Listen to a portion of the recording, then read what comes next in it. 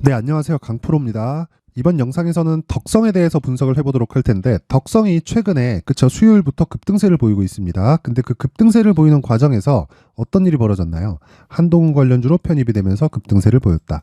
여러 가지 종목들이 있죠. 뭐 부방, 극동유화, 토비스, 오파스넷, 프레스티지바이오, 파마, 태양금속, 뭐 노을, 서메이지 여러 가지 종목들이 있는데 뒤늦게 이 편입이 된 만큼 지금 굉장히 강하게 움직이고 있는데 추가적으로 상승을 할까 못할까 이런 부분을 단기적으로 보지 마세요. 그리고 자, 이번 총선이 끝나잖아요. 총선이 끝나면 총선으로 인해서 끝나는 게 아니라 그 이후에 대선 레이스로 바로 들어갑니다. 이게 선거 스케줄 때문이 아니라 주식시장이 그렇게 인식을 하고요. 대선이 끝나기 전에, 그쵸? 대선 끝나기 뭐 한 두 달, 세 달 전에 이미 주식시장에서의 시세는 모두 다 끝이 나요. 그러면 우리가 여기서 생각해야 될 부분은 한 가지 내용밖에 없는 겁니다. 단기 테마가 아니다. 단기 테마가 아니고 우리가 중요한 내용은 장기 투자를 하더라도 한 번 시세가 발생했을 때는 최대 3개월이다.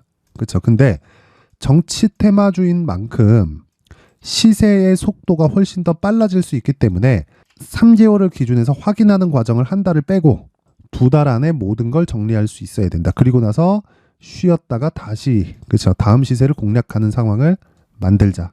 요게 핵심입니다. 그리고 덕성의 주가를 보면 여기 8월 달에 시세를 강하게 한번 냈죠. 이게 한동훈 관련주로 인해서 시세가 나온 게 아닙니다. 이때는 초전도체 관련주로 묶여서 시세가 나온 거예요. 자, 그러면 요 기간을 조금 넓혀서 볼게요. 자, 2020년 신고가를 만들었죠. 그리고 21년 시세를 강하게 냈습니다. 이때는 뭐가 있었을까요? 윤석열 관련주로 묶여 있었습니다. 그쵸? 그리고 나서 쭉 빠졌죠. 선거가 끝나고. 자, 그리고 나서 여기서 뭐가 있었나요? 초전도체가 붙었습니다. 그리고 여기서 뭐가 있었나요? 한동훈 관련주로 부각이 됐습니다. 그쵸? 관련주들의 움직임을 한번 볼게요. 부방. 그쵸? 부방.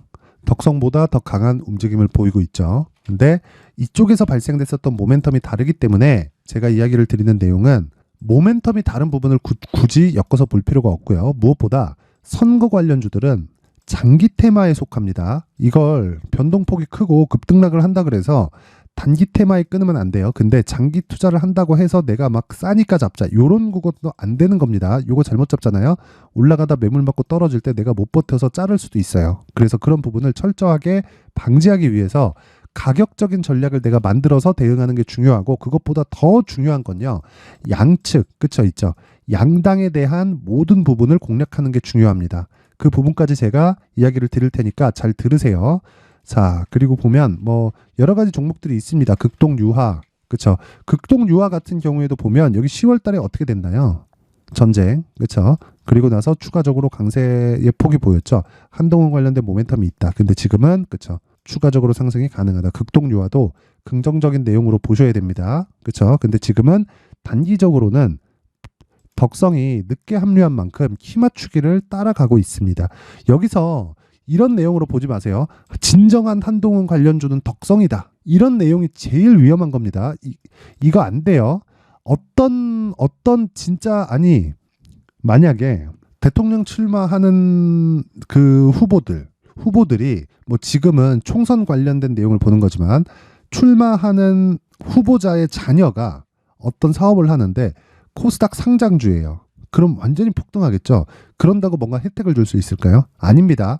그런 걸로 인해서 가는 게 아니라 가장 많이 올라갈 수 있는 게 대장주고요. 그리고 가장 많이 올라갔다고 판단을 하는 그 시작점에 있는 게 신고가입니다. 어떤 종목이 신고가를 먼저 갔는지가 가장 중요한 거고 지금으로서는요. 그게 부방입니다. 부방. 그래서 덕성을 매매하는 과정에서 포트폴리오를 구성할 때, 그쵸? 한동훈 포트폴리오를 구성할 때 반드시 부방이 들어가 있어야 되고요. 그리고 극동유화도 필요합니다. 자, 계속해서 볼게요. 토비스, 그쵸? 자, 토비스 같은 경우에도 신고가 구간에서 계속된 등락을 보이고 있죠. 이런 종목 같은 경우에는 제가 여기 11월 22일 이번 주 수요일 날 매매를 진행을 했는데 자, 요런 구간에 대해서도 제가 왜 매매를 진행을 했는지, 그쵸? 자, 보세요. 한동훈 장관이 만약에 정말 총선에 출마해서 국회의원이 된다고 한들 인맥 관련주들에 대한 부분으로 뭔가 혜택을 받을 수 있을까요? 그거 아니라는 겁니다. 철저하게 가격 논리로 접근을 하는 게 중요해요. 그리고 뭐 프레스티지 바이오 요거는 지금 조금씩 좋아지고 있지만 그쵸? 아직까지는 상대적으로 약한 모습을 보이고 있죠. 그러면 대장이 가고 대장이 약간 조금 가격 조정을 보일 때, 그쵸? 왜? 먼저 올라간 만큼 더 많이 올라가겠지만 쉬었다 가는 구간이 있을 거 아니에요. 그럼 총성 전에, 그쵸? 스케줄을 봐가면서 어떻게 해야 돼요? 그쵸? 이런 쪽도 공략해 볼 수 있다. 자, 제가 오늘 이야기를 드리는 첫 번째 내용은 요겁니다. 관련주들 중에서도 계속된 전환이 필요합니다. 그리고 제가 이렇게 전환에 대한 이야기를 드리는 이유는 단기 테마로 보지 말라는 거예요. 총선 끝나면 대선 레이스로 바로 들어갑니다. 자, 제가 요것도 한번 보여드릴게요. 자, 보세요. 에이텍. 자, 에이텍 같은 경우에는 이재명 관련주입니다. 이재명 관련주. 자, 이건 총선이 끝나고 나서, 그쵸? 그리고 나서, 여기네요. 총선이 끝나고 나서 여기서 뭐가 붙었나요? 그쵸? 대선 후보에 대한 부분이 굉장히 이야기가 많이 나왔을 때예요. 그쵸? 시세를 다시 발생시키죠.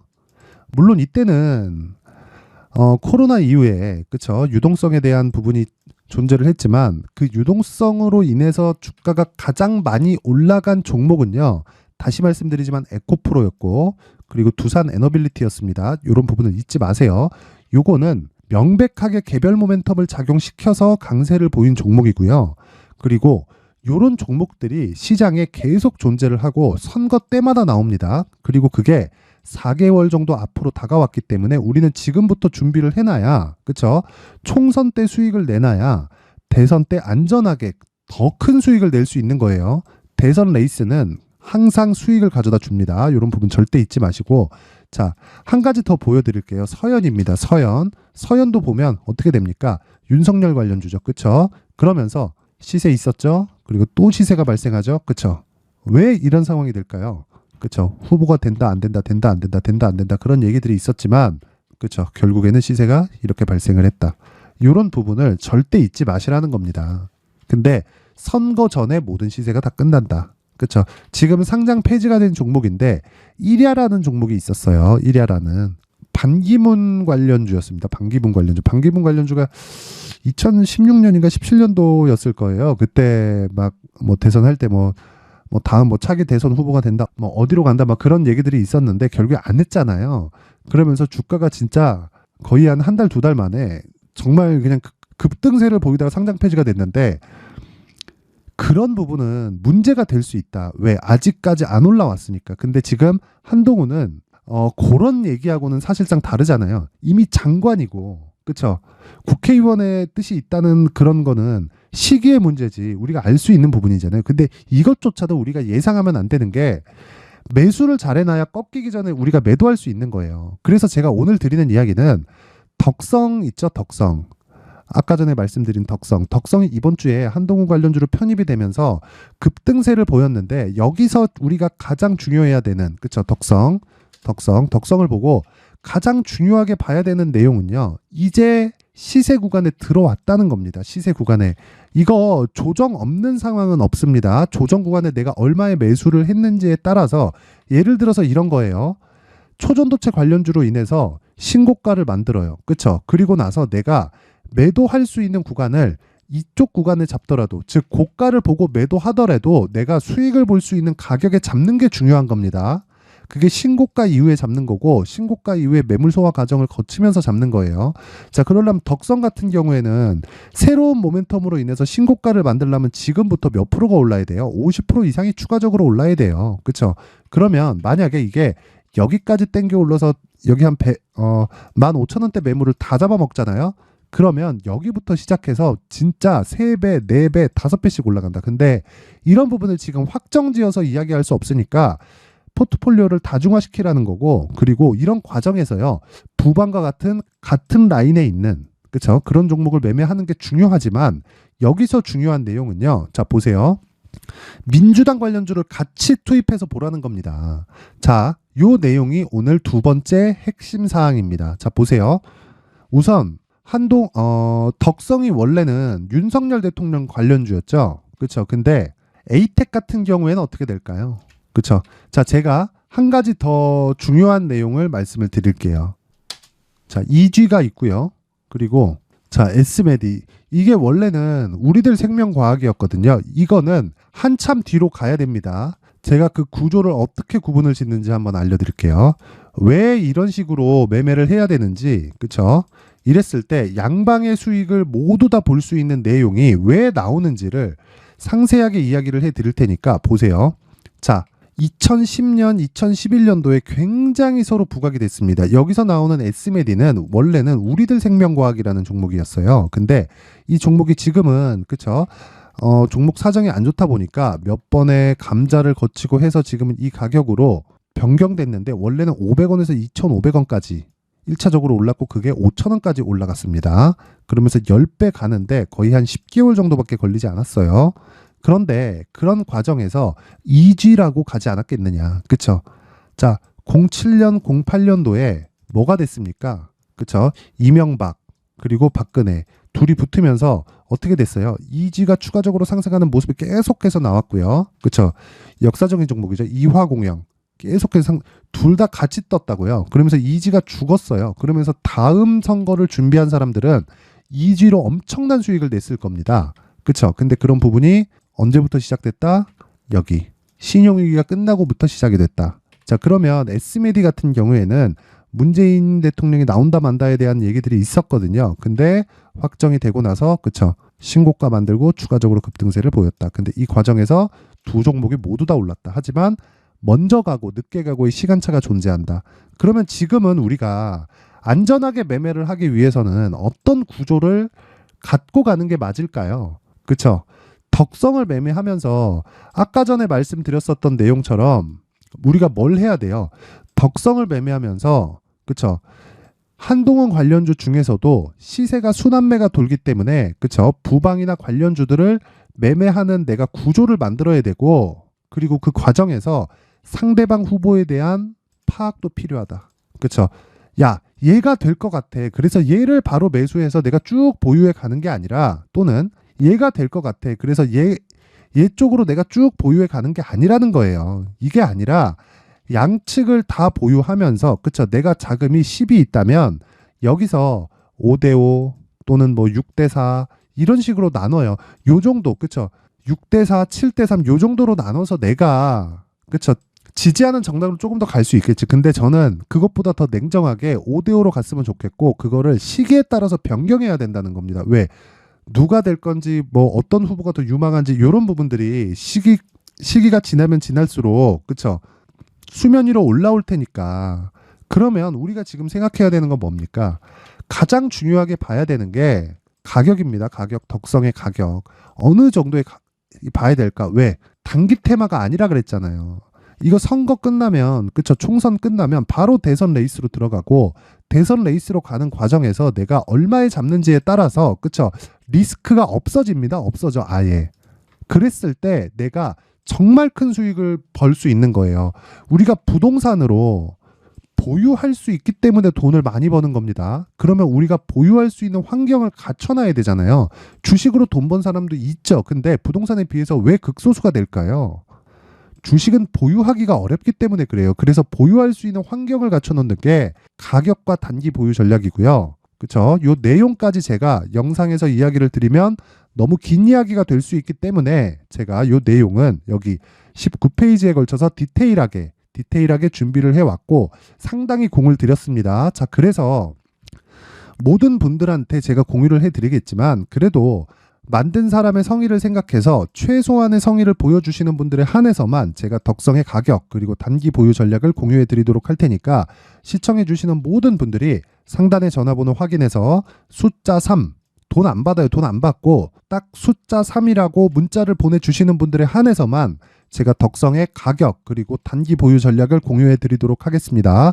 자, 시청해 주시는 모든 분들이 상단의 번호 확인해서 숫자 3이라고 문자 보내시면 되고요. 자, 그리고 무엇보다도 이런 과정에서 제가 강한 종목의 기준이 되는 게 뭐라 그랬어요? 신고가라 그랬죠. 그래서 이 신고가 구간에서 우리가 알아야 되는 내용은 한 가지밖에 없다. 그게 뭐예요?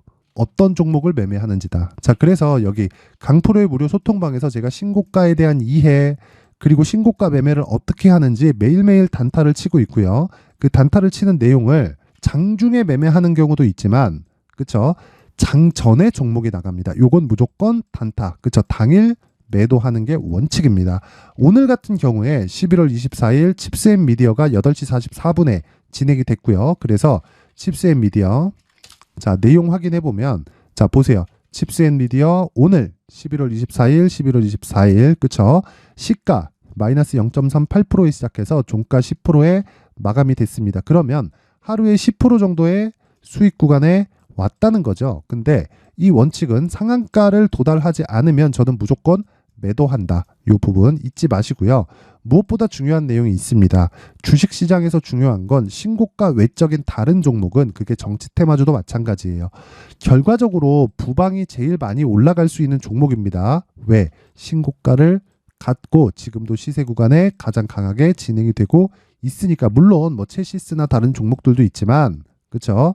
그런 부분들은 제가 아까 전에 그 내용에 그거 단기 보유 전략에 그쵸 어떤 종목이 그쵸 어느 정도 위치에 와 있는지를 제가 상세하게 만들어 놨고 여기는 이런 구조를 만들게 된 신고가에 대한 이해를 시켜주는 그런 방이라고 이해를 하시면 됩니다. 자 그러면 하루에 뭐 10%, 20% 이렇게 수익을 볼 수도 있겠죠. 근데 그것보다 더 중요한 게 신고가에 대한 이해를 하면서 정말 오늘 그쵸 이런 칩스앤미디어 하루 10% 같은 매매 그쵸 그리고 선거 관련주 어떤 식으로 판단을 해야 될지 이런 부분 신고가에 대한 파악을 해서 내가 어떻게 매매를 할지 이런 부분을 그쵸 오셔서 배우라는 거예요. 그러면 혼자서 할 수 있습니다. 왜? 어떤 종목이든 신고가를 거쳐서 가게 되니까. 자 그래서 제가 딱 여기 소통방에 1000분까지만 받도록 할 테니까 영상 상단에 있는 전화번호로 참여라고 문자를 보내주시는 분들에 한해서만 제가 모두 무료로 공개를 하도록 하겠습니다. 어떤 종목을 언제 매수해야 되는지를 실시간으로 파악할 수 있는 내용입니다. 자, 다시 한번 강조드리겠습니다. 주식시장에서 강세를 보이는 종목들의 뭐 90%, 80%가 아니라 100%는 신고가를 거쳐간다. 그리고 신고가 이후에는 매물 소화 과정이 있고 그런 부분에서 종목 그리고 주도주에 대한 파악을 해야 된다. 이건 이 내용으로 다 끝난다. 그리고 이런 부분을 여기 강프로의 소통방에서 계속 진행을 하고 있다. 자, 그래서 내가 신고가 매매를 통해서 그쵸 임팩트 있는 매매를 한번 해보고 싶다 하시는 분들은 상단에 있는 번호로 참여라고 문자를 보내서 모든 분들이 성공 투자하셨으면 좋겠습니다. 자, 이제 23년도 다 끝나가지만 매매를 하시면서 스트레스를 받으시는 분들이 있을 수 있습니다. 시장이 항상 그렇긴 하지만 그래도 제 구독자분들과 시청해주시는 분들을 위해서 앞으로 차기 주도주가 될 수 있는 대시세 종목을 준비를 해왔습니다. 단타나 짧은 수익만을 쫓다 보면요 잦은 손절로 계좌가 망가지는 건 순식간이고요. 그만큼 수익하고는 거리가 멀어지겠죠. 장기간 유지하기가 어렵기 때문입니다. 결과적으로 주식시장에서 돈을 벌기 위해서는요 어떤 계기를 만들어야 되는데 그 계기는 한 종목에 비중을 실어서요 수익을 보는 것 말고는 없습니다. 쓸데없이 잦은 매매를 하지 말라는 이야기고요. 그리고 한 종목에 비중을 실을 수 있어야 된다는 겁니다. 그런데 이 비중을 실는 과정에서 성장 산업군에 대한 이해가 필요하다는 겁니다. 이 부분을 반드시 기억을 하셔야 돼요. 자, 이런 성장 산업에 대한 구조와 제가 앞서 말씀드렸던 신고가 그리고 선반영 구조에 대해서 이해를 했을 때 이런 매매를 할 수 있게 됩니다. 2월 7일 강프로의 대시세 종목으로 에코프로 매수가는 17만원 이에서 진행이 됐고요. 그리고 목표가는 50만원부터 자율 매도 구간으로 잡았죠. 예상 수익 범위가 200% 이상으로 되어 있는데 신고가 이후에 선반영 평균치가 200% 이상이기 때문에 그렇습니다. 자, 그런데 에코프로가 2차전지 양극재 기업이죠. 2차전지 양극재는 친환경이라는 범주 안에 속해 있다고 보시면 됩니다. 근데 제가 항상 이야기를 드리죠. 시세는 항상 연결된다고요. 앞으로 나올 대시세 종목도 이런 친환경이라는 성장 산업군에 포함되어 있어야 됩니다. 자, 이런 성장 산업군에 포함되어 있는 걸 확인한다면 이 내용처럼 세 가지의 공통점을 가지고 있습니다. 1년에 많은 종목이 발생하지 않고요. 그리고 세력들의 장기간 매집 구간이 확인돼야 되고 그리고 상승하기 시작하면 평균적으로 3개월 정도의 상승 구간을 보이기는 하지만 제가 2개월이라고 작성을 해온 건 한 가지 내용 때문입니다. 한 달은 확인하는 과정이 필요하기 때문입니다. 이게 무슨 얘기냐면 성장 산업에 대한 부분 그리고 이런 공통점 여기다가 기술적인 내용을 다 포함을 시키더라도 절대적으로 가격이 우선적으로 반영이 되는 것이기 때문입니다. 에코프로도 마찬가지예요. 장기간 하락하면서 최악의 국면을 거쳐왔고요. 이 구간에서 먼저 하락을 했다는 건 앞서 말씀드렸던 내용처럼 고가에 대한 부분이 아니라 저가, 즉 나쁜 부분을 반영한 이후에 신고가를 발생을 시켰다는 건 앞으로 좋을 부분을 반영이 되고 있다는 거죠. 그런데 본격적인 시세는 신고가 이후라고 말씀을 드렸고 지금은 매물 소화 과정을 보내고 있습니다. 앞서 말씀드린 대로 가격 먼저 분석을 끝냈죠. 그리고 나서는 정부 정책의 방향과 맞는지를 체크를 해야 되는 겁니다.